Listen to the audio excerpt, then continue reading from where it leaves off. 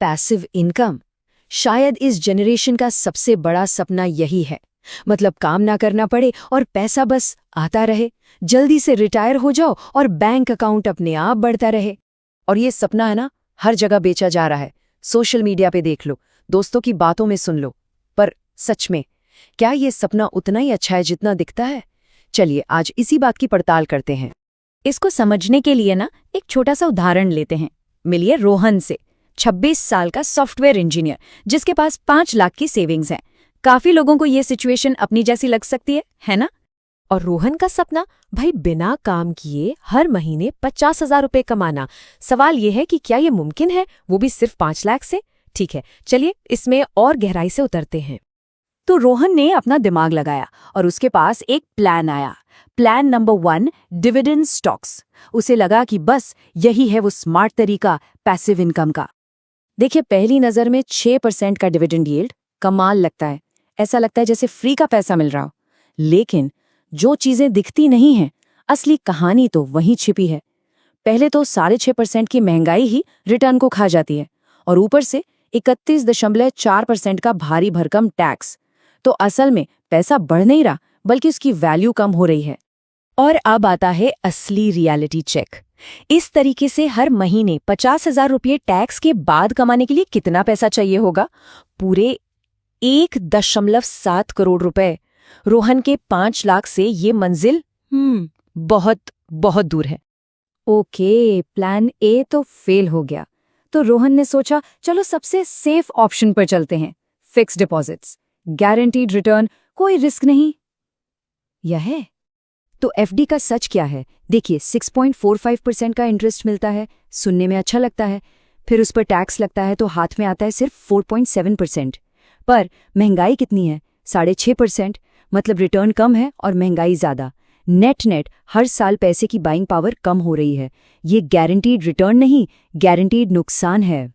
और यहाँ भी वही पुरानी कहानी। इस सेफ एफडी से भी 50,000 रुपए महीना कमाने के लिए अंदाजा लगाइए, लगभग 1.5 करोड़ रुपए चाहिए होंगे। तो ये प्लान भी फेल। चलिए अब आते हैं उस अल्टीमेट इंडियन ड्रीम पर, रियल एस्टेट। एक घर खरीद लो और रेंटल इनकम से आजाद हो जाओ। क्या ये प्लान काम करेगा? रेंटल इनकम का आइडिया बहुत अच्छा लगता है, पर इसमें भी कुछ छिपी हुई बातें हैं। देखिए, रेंटल यील्ड होता है लगभग 3.3%।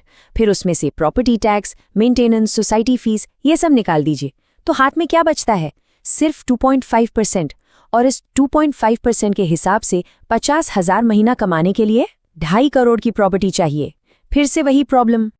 पर रोहन के पास इसका भी जवाब है, लोन ले लेते हैं, ईएमआई तो रेंट जैसी ही होगी और घर फ्री में अपना हो जाएगा। ये बात कितनी बार सुनी है हम सब ने, है ना? चलिए इसको आमने सामने रखते हैं। एक तरफ 2 करोड़ का घर खरीदा, 25 साल बाद उसकी कुल लागत मतलब ब्याज और मेंटेनेंस मिलाकर हुई 4.33 करोड़ और वैल्यू हुई 20 करोड़। नेट फायदा लगभग 15.8 करोड़। वहीं दूसरी तरफ अगर वही पैसा इन्वेस्ट कर दिया होता तो फाइनल वैल्यू होती 24 करोड़। मतलब साफ साफ 8 करोड़ का फर्क। यही है अपॉर्चुनिटी कॉस्ट। घर एक इमोशनल डिसीजन है बिल्कुल, पर नंबरों के हिसाब से इन्वेस्टमेंट ज्यादा पावरफुल है। तो dividend stocks, FD, real estate सब फेल। तो क्या कोई उम्मीद है? हाँ, एक बेहतर प्लान है, एसडब्ल्यूपी यानी सिस्टमैटिक विड्रॉल प्लान। ये थोड़ा स्मार्ट तरीका है, पर क्या ये रोहन के लिए सही है? एसडब्ल्यूपी बेहतर क्यों है? सिंपल है। 1, ये टैक्स एफिशिएंट है, सिर्फ प्रॉफिट पर टैक्स लगता है। 2, आपकी पूरी पूंजी लगी रहती है और बढ़ती रहती है। और 3, मार्केट को टाइम करने की टेंशन नहीं, सब ऑटोमेटिक होता है। इतना अच्छा है तो फिर प्रॉब्लम क्या है? एक 26 साल के नौजवान के लिए इसमें क्या कैच है? कैच वही है, पैसा। एसडब्ल्यूपी के काम करने के लिए भी एक बड़ा कॉर्पस चाहिए। एक सेफ 4% विड्रॉल रेट के लिए भी कम से कम 1.5 करोड़ रुपए की जरूरत है। तो हम वापस वहीं आ गए। तो अगर सारे रास्ते बंद हैं तो रोहन क्या करे? जवाब दोस्तों, बाहर नहीं, अंदर है। उस सबसे पावरफुल एसेट में इन्वेस्ट करना जो हर किसी के पास पहले से है। ये एक रियल लाइफ उदाहरण है, एक मेंटर की जर्नी। 16 साल की उम्र में उनकी हर घंटे की कमाई थी 9 रुपए ट्यूशन से। आज 45 की उम्र में वो 2 लाख रुपए प्रति घंटा कमाते हैं। कैसे? खुद पर इन्वेस्ट करके, अपनी स्किल्स पर। और जब नंबर देखते हैं ना, तो ये बात और साफ हो जाती है। निफ्टी 50 ने 12% CAGR दिया, रियल एस्टेट ने 8%। लेकिन आपकी स्किल्स, वो आपको 48% CAGR या उससे भी ज्यादा दे सकती हैं। कोई कंपैरिजन ही नहीं है। तो 26 की उम्र में लक्ष्य ये नहीं होना चाहिए कि काम कैसे बंद करें।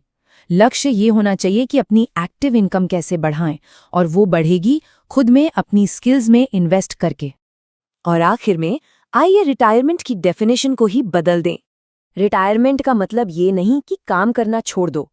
रिटायरमेंट वो स्टेज है जहां पैसों के लिए काम करने की मजबूरी ना हो। इंसान काम इसलिए करे क्योंकि उससे उसे खुशी मिलती है, एक पर्पस मिलता है। यही है असली आजादी। तब सोचने वाली बात यह है, वो एक चीज क्या है? वो कौन सा सबसे बड़ा इन्वेस्टमेंट है जो आज अपने अंदर किया जा सकता है?